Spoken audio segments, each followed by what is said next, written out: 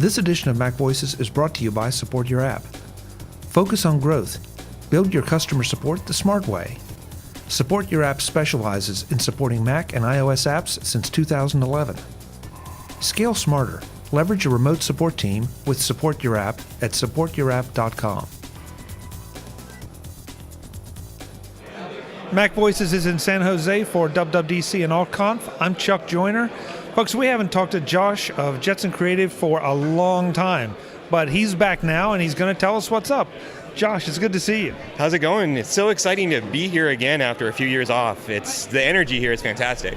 It absolutely is, and I think the first time we met was when they were doing AltConf in San Francisco at that City College. It was the very first AltConf, and that was one I helped organize, and the chaos of that year, of doing it the first time, it was such a challenge, and it's such a testament to the organizers that it's still here, it still runs, and it's this effective. WWDC is right there. Yeah. So it's just so cool. Well, and the presentations have grown, the labs have grown, and the support has grown, and it's a bigger event, a better event, and it's a testament, I think, to not just WWDC, the event and the things surrounding, but also the developer community that supports this. And the fact that this all self-organizes. And if something happened to this, I'm almost certain something else would happen like this. And that's really a testament to the power of the community, just like you said. And it's a part of the community I so much enjoy coming to learn about and see, but not everybody kind of does, because these are the people that build the apps, but they also tend to stay in the shadows a little bit and sort of let their apps do the talking. Well, and I'll just say openly, it's pretty high anxiety to be in an environment like this. The alcohol helps a little bit, but the reality of it is that, as an independent developer, I don't get that much interaction.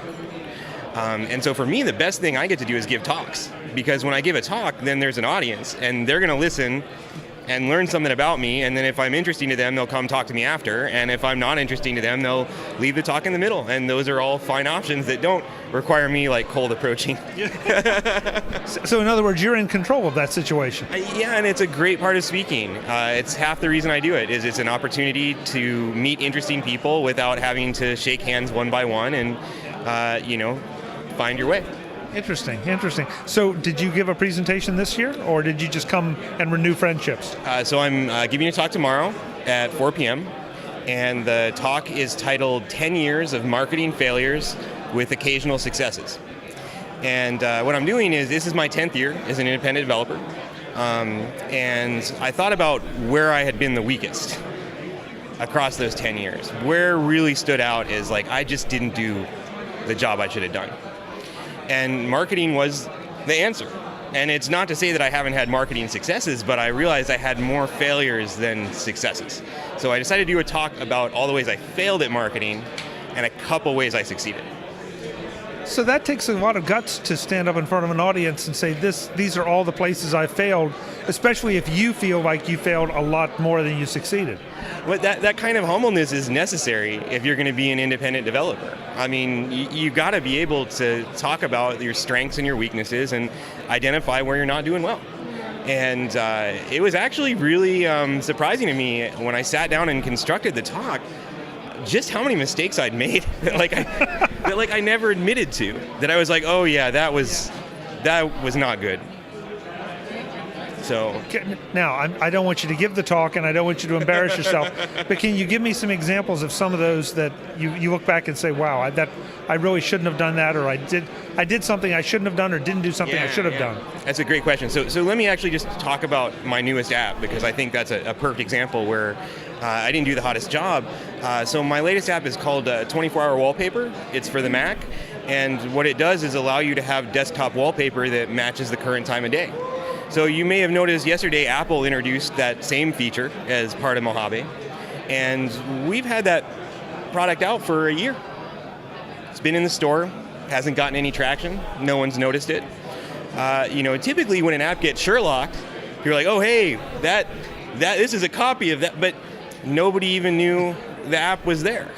So, on one sense, it was so amazing to see them adopt this concept that we feel so strongly about. But then it was where was the marketing team a year ago to get the story about this app out? Where was my marketing team to get this story out so that when Apple did it a year later, people would know that it was there? And I think through the process of thinking about the Sherlocking, it just really became clear the weakness was that I hadn't told the story. So, if you're an indie, you have to do all the jobs. You can't say, I don't want to do finance, I don't want to do marketing, I don't want to do sales. You can say that, but it's to your own loss.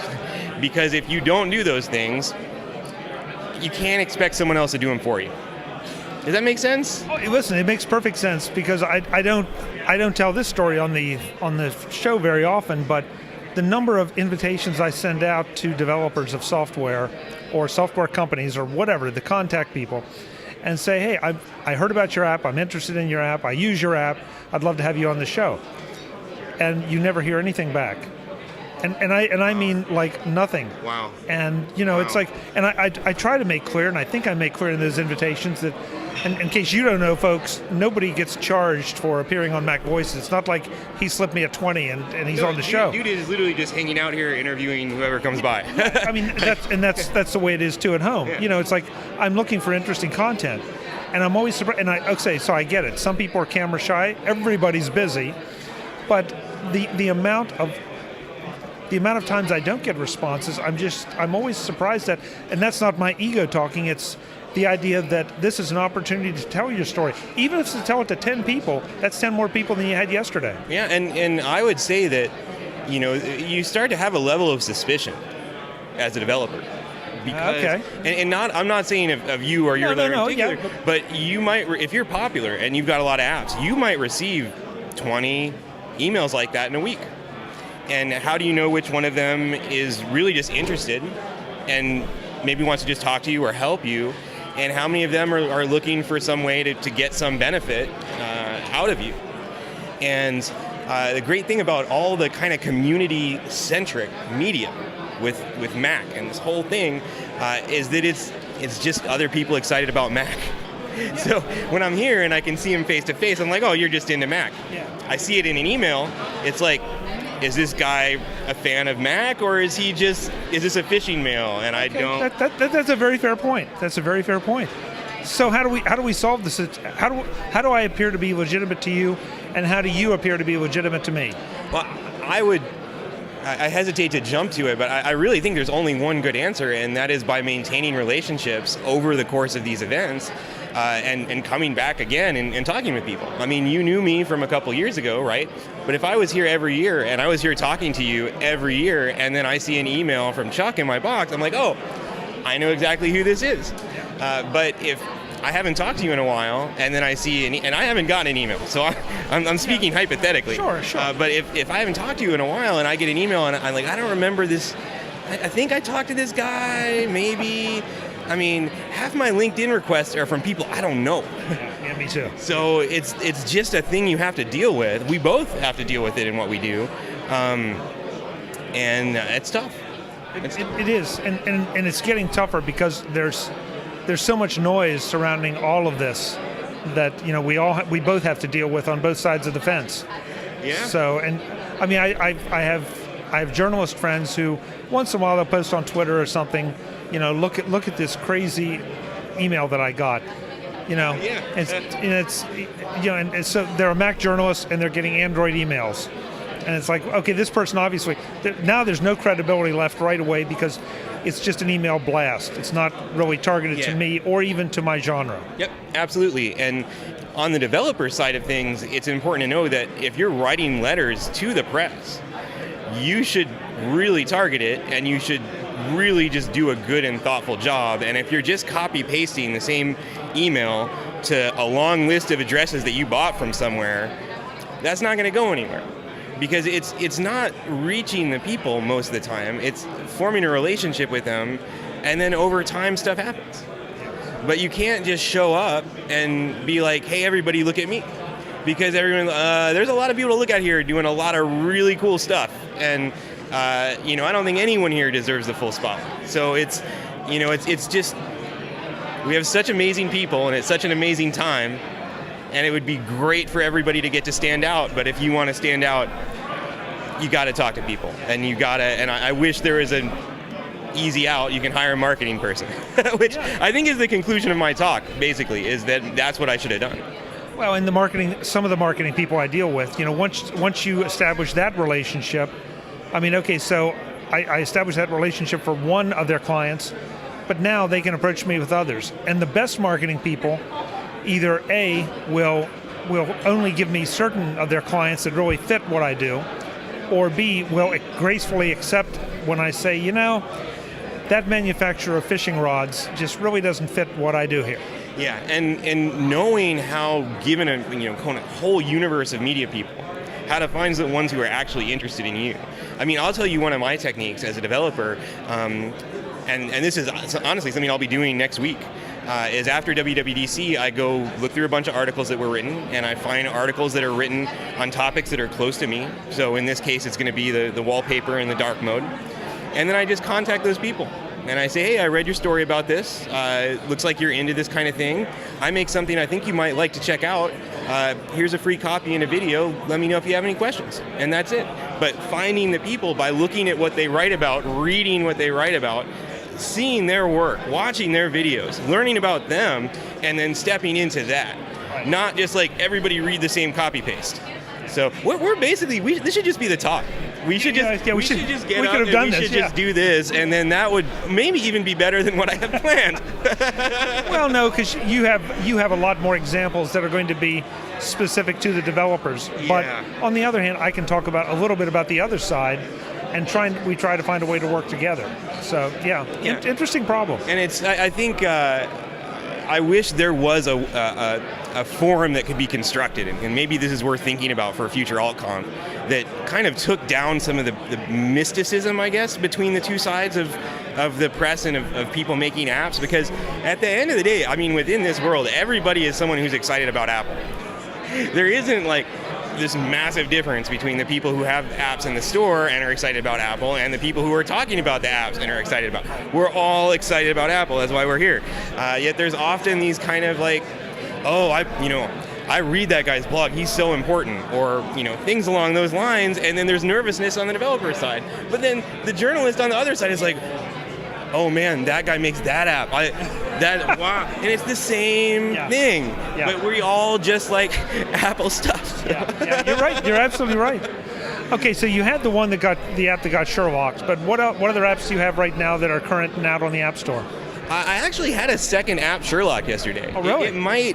I don't know if you find this out. I think it's a record to have one company get Sherlocked twice in one WWDC. I'm not sure. I need to research it because I know that the original example with iWeb that company got two, but I don't think it's the same. Anyway, point being, my most successful app on Apple TV from 2 years ago, Earth Labs, which shows beautiful views of the Earth from space, captured by astronauts, is now built in as a screensaver.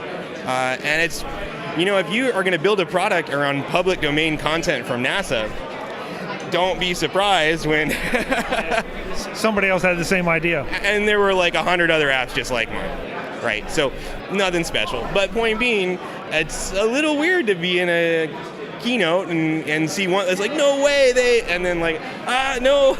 Yeah. It took a day to calm down. Well, where can folks contact you or find you or watch what you're doing? Yeah, totally. So you can check out my apps at jetsoncreative.com, including 24-hour wallpaper. You can get this awesome new desktop synced with the time of day. Today we got 42 wallpapers. Apple's, I imagine, has a few. And if you want to see some of my talks, and I give a lot of other talks on these kind of subjects, joshjet.net, that's my personal site. I've given at least 15 talks that are up there on various subjects relevant to Apple developers, and in most of them, my whole MO is talk about your failures.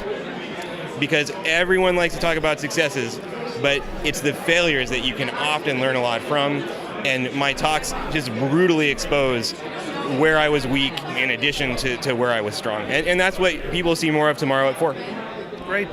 Josh, it's good to see you. I'm sorry you got 2 apps Sherlocked, but next year we'll be back to talk about the great new apps you built. Well, and you know what? Everyone seems to be apologizing that the apps were Sherlocked. Seems to me like the greatest gift I could have been given. Alongside a new Mac App Store, like, seems like opportunity to me. There you go. That's a great way to look at it, is opportunity. Yeah. Good to see you. Yeah, you too.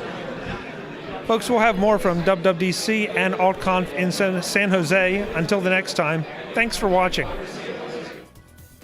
Visit MacVoices.com for show notes and to connect with Chuck on social media. Get involved in our MacVoices Facebook group and get more out of your Apple tech with MacVoices magazine, free on Flipboard. And if you find value in it all, consider supporting us at patreon.com/MacVoices and join these folks who help keep MacVoices coming to you. Advertising handled by Backbeat Media at backbeatmedia.com. Bandwidth provided by CacheFly at cachefly.com.